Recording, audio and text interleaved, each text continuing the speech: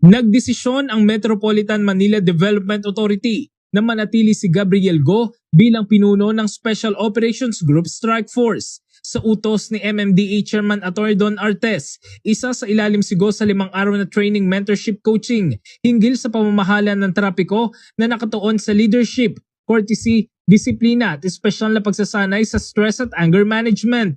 Ayon kay Artes, ang desisyon ay hindi isang parusa, kundi isang hakbang para sa self-improvement ni Go.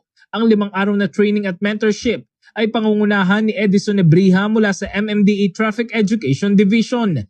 Tungkol naman sa administratibong kaso laban kay Gabriel Go, pinaalalahanan siya ng MMDA Legal and Legislative Affairs Staff na kung maulit ang pangyayari, mahaharap na siya sa mas mabigat na parusa. Patuloy naman ang paalala ng MMDA sa mga traffic enforcer na magsanay na mataas sa antas ng paggalang at profesionalismo sa lahat ng mga opisyal na gawain at gamitin ang maximum tolerance sa pagharap sa mga traffic violator.